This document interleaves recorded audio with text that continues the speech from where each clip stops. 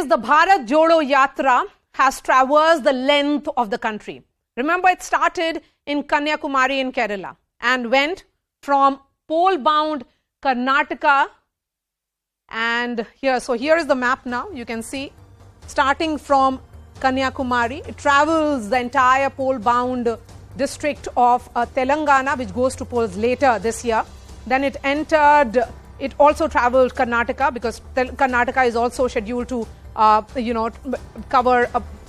go to polls this year itself, and where we saw the presence of both DK Shiv Kumar and Siddaramaiah very much on the dais. Then it entered Maharashtra and then poll-bound Madhya Pradesh. In later parts of 2023, we'll be seeing elections in Madhya Pradesh and Rajasthan as well. Did a brief detour going inside Delhi, Haryana, Punjab, and then finally the big culmination that happened in Srinagar today. But if we decode the impact of this yatra in elections during the period, we see that Congress has had a mixed bag from an election point of view. Look at the Gujarat polls, where the Congress recorded its worst ever performance. But in Himachal elections, the Congress wrested power from the BJP. Then, if you look at the Delhi MCD polls, the Congress was completely routed. Then, look at the Manugode by polls in Telangana, an important election, because remember, so far BJP was not really in contest in Telangana. It was largely seen as a fight between the TRS and the Congress. The Congress was reduced, in fact relegated to the third position. But in Rajasthan, by polls, the Congress won in Sardar Shahar. In Chhattisgarh by poll, the Congress won in Bhanu Pratappur. In Haryana by poll, the Congress lost Adampur to the BJP. But on the road to 2024, the Congress continues to pitch itself as the fulcrum or the nucleus of the opposition. However, in the finale of the Yatra, the TMC, the Samajwadi Party, the JDU, the BSP, the TDP, the RJD, the Uddhav faction of the Shiva Sena and the JMM all skipped the event. While the Aam Aadmi Party, the BRS, BJD, MIM were not even invited.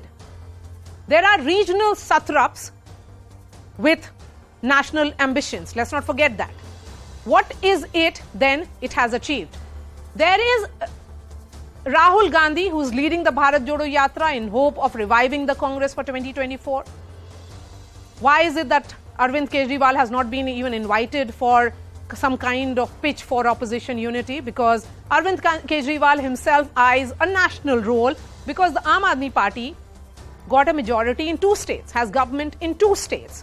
Then you have down south KCR, whose state goes to polls later this year, and he has made his national ambitions pretty clear by renaming the TRS to Bharat Rashtra Samiti, which is the BRS. And Mamata Banerjee's national ambitions got a jolt though after TMC's poor show in Goa. But as a 3-time Chief Minister of Bengal, she has repeatedly advocated for the Congress to make way for regional parties to lead the opposition space. Then, in the state of Bihar, Nitish Kumar may be a popular face, popular OBC face, but is not trusted by many opposition parties. Remember, he skipped the big show of strength today as well, and is unlikely to have an impact beyond Bihar. So, in this scenario, can Bharat Jodo truly power the Congress party as a solo player at the helm of the opposition? Joining me on the show, Shazia Ilmi, BJP spokesperson, Mahima Singh, Congress spokesperson, Riju Dutta representing the TMC, and we also have Professor Sanjay Kumar of CSDS. Before I bring in the politicians, Professor Sanjay Kumar, as an analyst, what have these 145 days achieved for the Congress, for Rahul Gandhi, and for opposition in India? For opposition in India, I don't think it has achieved anything, because if you look at the last leg of the Yatra, when Congress invited large number of regional parties, leaders of regional parties, and except few of them, none of the regional parties actually turned up on the last leg of the event. Some of the regional parties were not even invited. So this whole idea about an opposition unity for 2024 seems to be fizzled out right at the beginning. I don't see any hope for opposition unity if the trend continues like this. What it has achieved for Rahul Gandhi, I think there is a image makeover of Rahul Gandhi. earlier he was always seen as a reluctant politician, not willing to, do hard work. But by this long yatra of 3,500 kilometers, at least sections of voters who were not earlier, I won't say that they have now become Rahul Gandhi fan, but at least this skepticism about Rahul Gandhi, that has got evaded in a sense.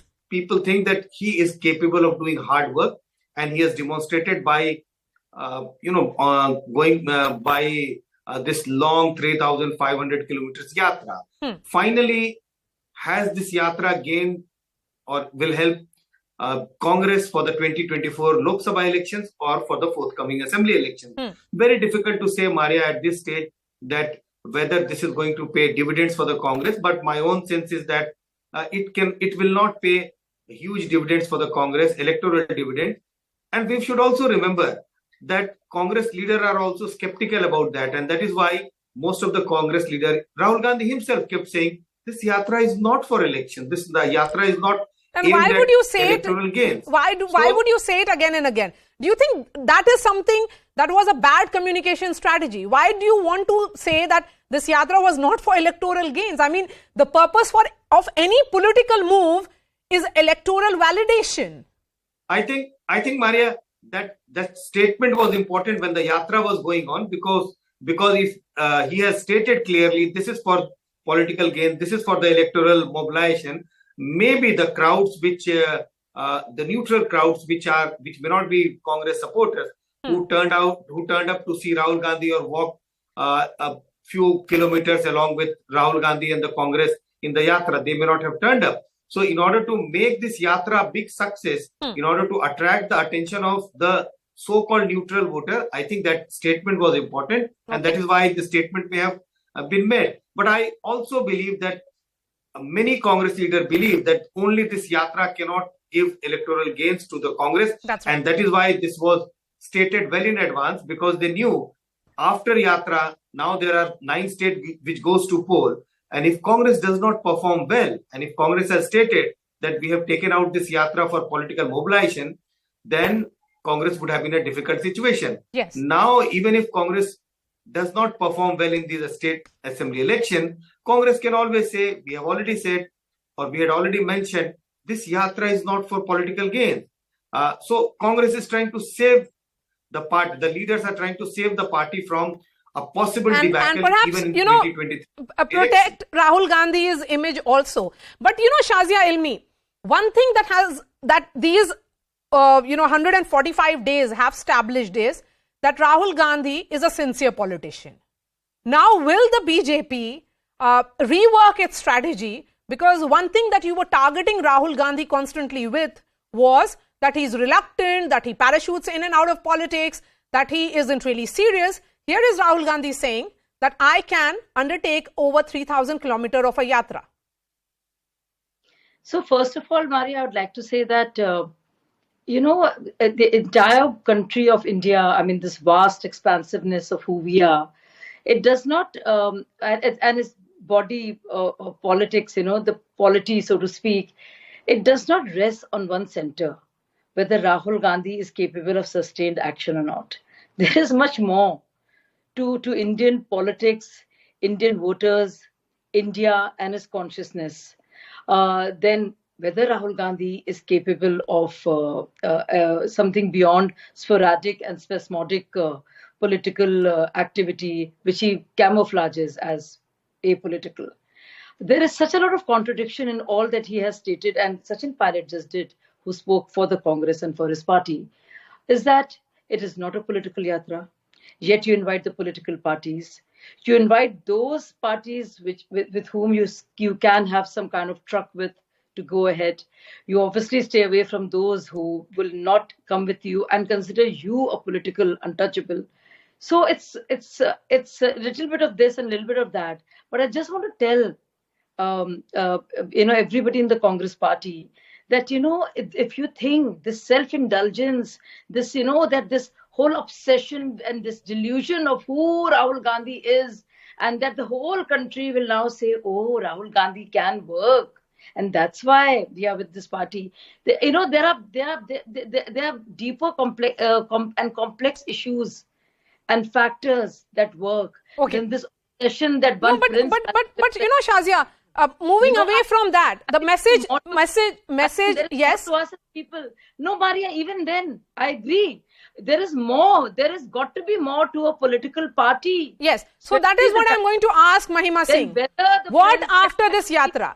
If it is not a political yatra, understanding and jodoing India, my question is, will it jodo voters and supporters for you?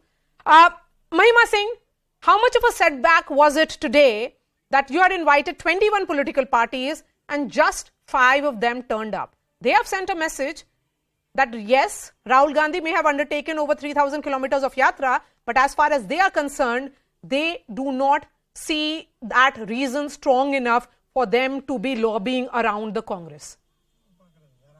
Good evening, Marya, and good evening all. It's not at all a setback, I would say, because my leaders have time and again reiterated that this was not an exercise of bringing the opposition together.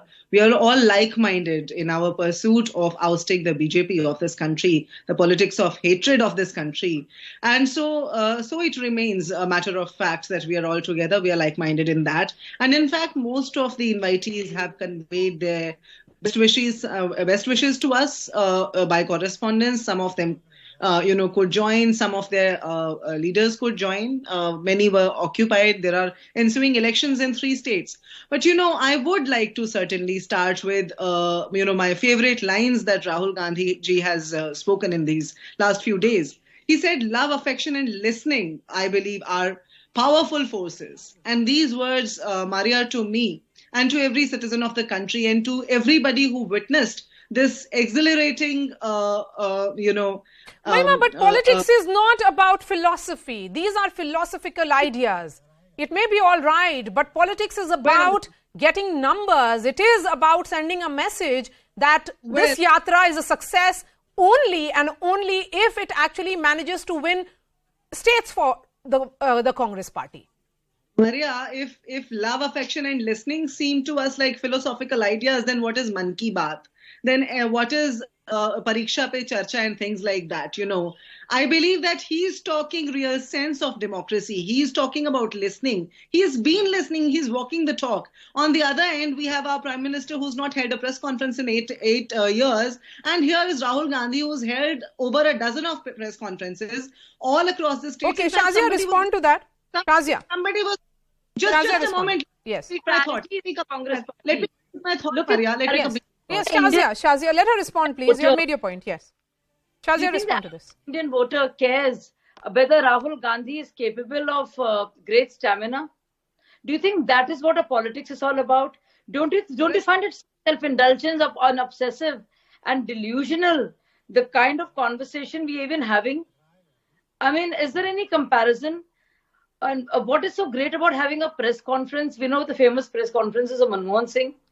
So, I mean, the Man Ki Baat, in fact, is a direct conversation and on apolitical subjects that no prime ministers ever had. So, let's not even compare.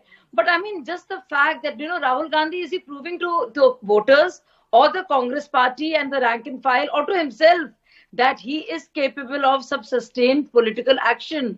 Or his image endures. His being endures the grill and of politics, the heat and dust of it, or is it another? Just trying to prove that it's not going to be another Kalavati? Is more than that. Okay. Is that the standards we are looking at? How worried now is our other parties in opposition? Riju Dutta, why didn't Mamata Banerjee attend this, or she didn't even send any of her representatives for the Srinagar event? Number one, I don't think in Bengal we were invited because Adhir Chowdhury was doing a rally here and I think there was no invitation from their end. And secondly, in Bengal, constantly Adhir Chowdhury is irritating and abusing the Trinamool Congress, and then at the end of the day you expect a party with 213 seats in Bengal against a party with 0 seats in Bengal will go and attend your yatra. If you give respect, you will get respect. Nobody has the paternal right over the opposition space. But saying that, I will also say this. Those are very strong words, Riju Dutta. For you to say that nobody has paternal right over opposition space. You know, Mahima, Marya, can I come in, please? Let's be clear. Was there a call that was made by Rahul Gandhi or Mallikarjun Kharge to say Mamata Banerjee? She is the head of a political party. Shouldn't those basic courtesies have been extended if you really wanted those attendance to happen? Absolutely. Before I come to answer your question, let me just say that the BJP spokesperson just now talked about conversations, and let me remind her that conversations are two-way. Speeches are only one way, and he makes a speech in Mann Ki Mahima, Baat. please respond to Riju Dutta. He has made an important point. You give respect, you get respect. I'm going to respond. Marya, you did not allow me to complete my thought. Please allow me to complete my thought now. A question was raised about, him talking about this not being a political yatra again and again. Well, the question was asked again and again by the members of the press, so he's bound to answer to that, no. And apart from that, the question that you're putting up, I think the invites were sent to, more than 20 parties, and TMC, in fact, was a part of it. In fact, I remember in UP, we sent an invite to Smriti Irani ji also. And, we've done our Akhilesh bit. Yadav skipped.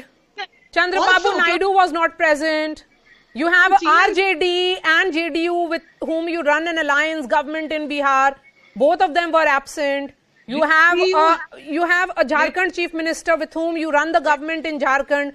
Hemant Soren skipped. Then you have, Shiv Sena Supremo, Uddhav Thackeray faction. They also skipped. These are not good messages that is coming from the opposition. I just mentioned that they've all conveyed their good wishes, and there's ensuing election in 3 states. So, as JDU Supremo has conveyed by a letter that the Nagaland campaign was in fact being launched today itself. And similarly, Mahima, we know how frivolous these arguments are. Nitish Kumar is very much in Bihar. What did he have to do with Nagaland elections? Let me tell you. He's not even campaigning. What about Tejasvi Yadav? What about Akhilesh? What about Mamata Banerjee? Can I come in, please? No, Mahima has to finish a point. Yes. Let me just finish my point. You see, you have questioned about TMC before this, Marya. And from TMC, I remember a statement by Derek O'Brien, a very senior leader of the TMC. He said that in the opposition, there are like-minded parties, and amongst those, there are 2 kinds of parties. One, those already have, alliance with the Congress party in some state or the other, and those who have their own ambitions, which is perfectly fine, and it is to be respected in politics that everybody has their own ambitions. We have done what our culture embodies. We have invited those who would like to respond to this, please. I have made the point that I wanted to make about, the Congress. But, Marya, please give me the courtesy of time to finish my point. That you have to understand that we want a united India. The opposition it might look fragmented because it suits the BJP's narrative, but the opposition is united on people's issues. And in 2024, the elections are going to be people's issues versus BJP's propaganda. The entire opposition is fighting to save the democracy, the judiciary, and the constitution of India. हम यहाँ garden खेल रहे हैं और people महंगाई और बेरोजगारी से मर रहे हैं. जिनके गार्डन कौन खेल रहा है? रिजू दत्ता, गार्डन कांग्रेस और टीएमसी खेल रहा है. नहीं, BJP. I'm talking about BJP. What are they doing? There are burning issues in this country, and we are changing names of roads, streets, gardens, hospitals, cinema theaters. This is what is happening. Garden की आप बात कर रहे हैं. चलिए, you made your point. Now today, on today, जिनके मुंह में है राम और दिल में है नत्थू राम, जो आज बापू के भजन गा रहे हैं, their leaders are the people who have shot Bapu. So, this is what the crux of the matter is. The people of this country. Okay, tell me, Riju, will Mamata Banerjee accept a Rahul Gandhi as her leader? If it is about opposition unity?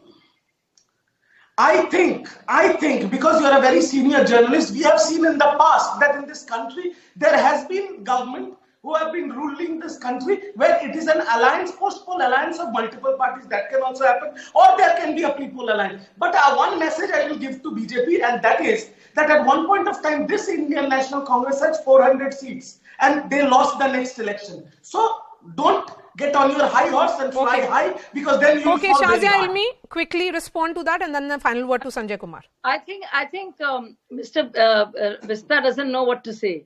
So he has to see the only game the opposition has is Modi hatred, BJP hatred, defeat BJP. But they can't even Can't get care along. less about Modi ji. But Can't care less. they are so greedy and desperate for power themselves. So they do this balancing act. They can't stand each other, but they know they need to, abuse Modi or speak against Can't BJP. care less, Shazia ji. We can't care less about Narendra Modi ji. He's our Prime Minister, and that's that. Justified. Your confusion is justified, and I understand that. But the fact of the matter is that if you have this is the only blueprint you have.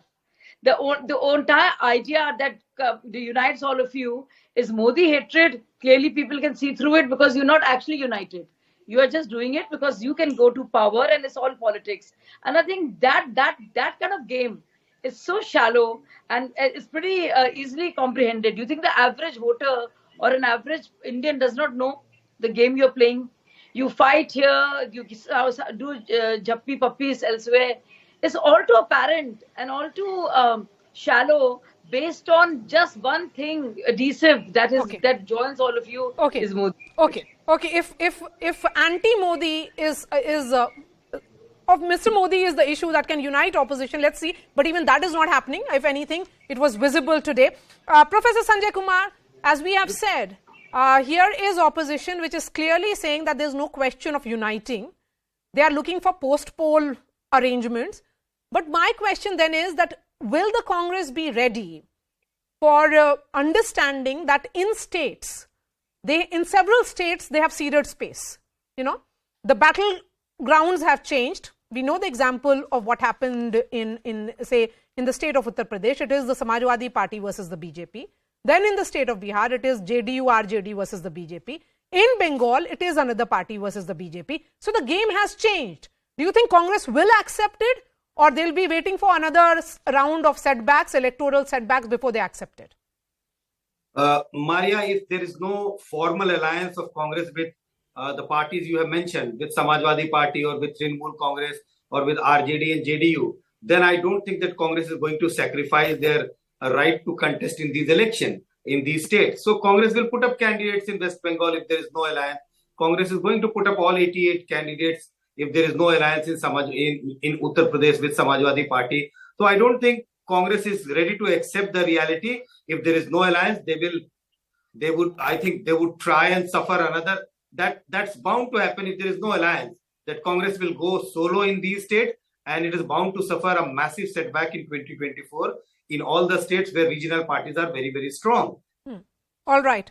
Professor Sanjay Kumar, Riju Dutta, Mahima Singh and Shazia Ilmi, really appreciate